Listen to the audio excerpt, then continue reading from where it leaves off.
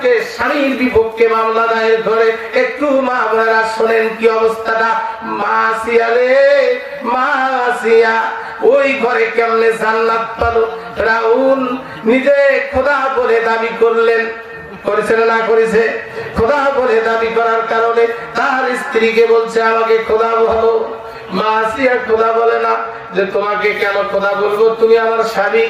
আল্লাহ একজন আছে, আসমান জমিন গ্রহ নক্ষত্র সমস্ত কিছু যে আল্লাহ সৃষ্টি করেছেন, ওই আল্লাহ রব্বুল আলামিন একজন, উনি ছাড়া আর তো কোনো কেউ খোদা হতে পারে না, আল্লাহ হতে পারে না। তোমাকে সৃষ্টি করেছেন এক আল্লাহ, তুমি আমার স্বামী। স্বামী হিসাবে যে করণীয়, যে দায়িত্ব পালন করার দরকার, আমি আসিয়া আমার জান দিতে হলেও সেই দায়িত্ব পালন করে যাব, কিন্তু তোমার খোদা বলে কোনোদিন মানতে পারবো না। ধরে বলি সুবহানাল্লাহ। আরে খোদা বলে মানবা না। এবার নির্যাতন স্টিমরোলার চালালো, তাকে মারে, থাপ্পড় মারে, লাথি মারে, মাসিয়াকে লাথি মারে, চর মারে, কান টানে টানে বন্ধ করে। আরে মাসিয়াকে একটি গোডাউনের মধ্যে রাখা হয়েছিল, দুর্গন্ধযুক্ত একটা গোডাউনের মধ্যে রাখা হয়েছিল।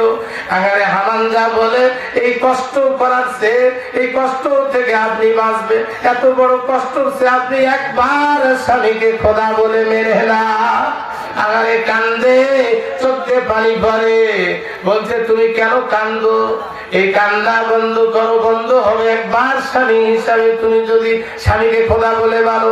আসিয়া বলছে আমার কষ্টর জন্য আমার চোখের পানি পড়ে না। যদি বলি সুবহানাল্লাহ, কষ্টর জন্য আমার চোখে পানি আসে না। আমি কষ্ট করতেছি, এই কষ্টের জন্য বিন্দু পরিমাণ আমার চোখের পানি আসে না। আমি কান্দি রে, আমি যে লোকটা আমার স্বামী, যে লোকটা আমার স্বামী, যে লোকটি আমি স্ত্রী, আমি তাকে খোদা বলা থেকে বিরত করাতে পারলাম না। কিয়ামতের দিন আল্লাহর দরবারে আমি কি জবাব দিব? কোটি কোটি মানুষের সামনে আমার স্বামীকে মানুষ উপহাস করবে, টিটকারি করবে, আমি তার স্ত্রী, তাকে এই সমস্ত ভ্রান্ত পথ থেকে ফিরে নিয়ে আসতে পারলাম না। আর এত জুলুমবাজ ফিরআউন ছিল রাষ্ট্রকে টিকে রাখার জন্য, ক্ষমতাকে টিকে রাখার জন্য। আজকে রাষ্ট্রকে টিকে রাখার জন্য, ক্ষমতাকে টিকে রাখার জন্য ফিরআউন একটা দুইটা না, হাজার হাজার শিশু সন্তানকে হত্যা করেছিল। কথা ঠিক না বেঠে?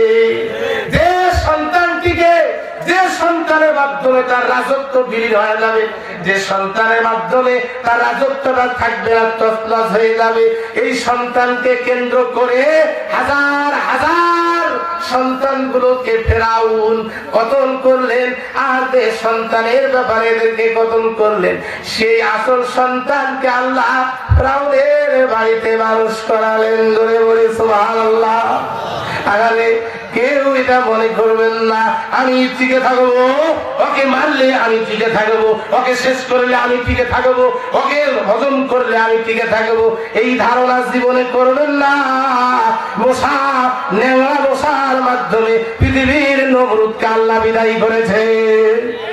ঠিক নেওয়া মশার দ্বারাই পৃথিবীর জমিন থেকে নমরুদকে বিদায় করেছেন।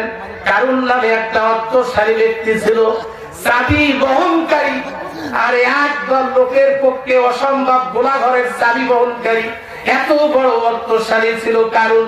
এই কারুন মুসা আলাইহিস সালামের পিছনে লাগার কারণে আপনি ইতিহাস করে দেখেন, জীবিত অবস্থায় জনসভার মধ্যে আল্লাহ তাআলা মাটির নিচে তাকে গেড়ে দিয়েছে। কথা ঠিক না বেঠে? ফিরআউন কি নির্যাতন করত, এই নির্যাতন গুলো আসিয়াকে নির্যাতন করত, নির্যাতন গুলো মুসা আলাইহিস সালাম দেখেছিল, যার কারণে এক সময় মুসা আলাইহিস সালাম তা বলছিল, মা গো, ও মা, সারাটি জীবন, মা বোনেরা আছেন ভালো করে শোনেন, সারাটি জীবন তোমাকে আমি বসে খেলাবো মা, আমি তোমার ছেলের মতন, আমি তোমাকে মা বলি রাখে গো মা। ও মাসিয়া, আপনি গোপনে আমার সঙ্গে চলে যান। এই নির্যাতন আপনি কেমনে সহ্য করতেছেন? এই নির্যাতন স্টিমরোলার কেমনে সহ্য করবেন?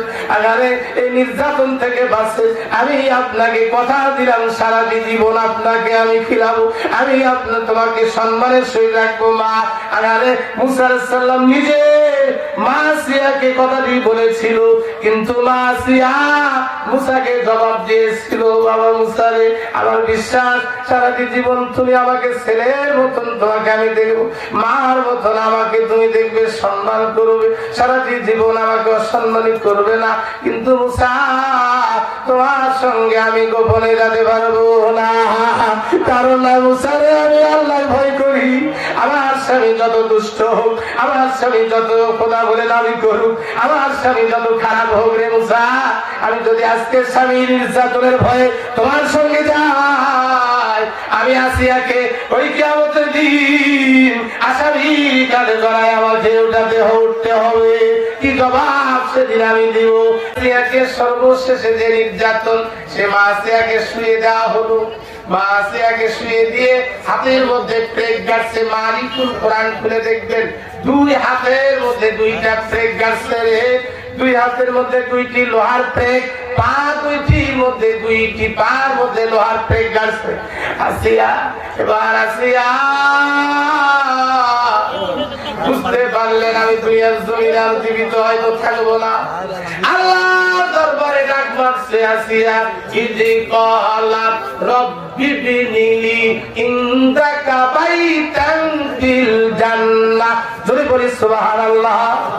আরে আসিয়া এবার মুখে উচ্চারণ করে আল্লাহ জানালে, আল্লাহ গো, আমি হয়তো আর জীবিত থাকবো না, আমি হয়তো বিদায় হয়ে যাবো।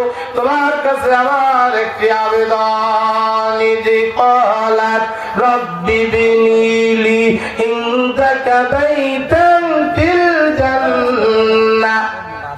আরে আল্লাহর কাছে ফরিয়াদ করেন, আল্লাহ গো, তোমার কাছে দোয়া করি, আল্লাহ আমার জন্য জান্নাতে একটি কামরা বানায়া দিও। জোরে জোরে বলি সুবহানাল্লাহ।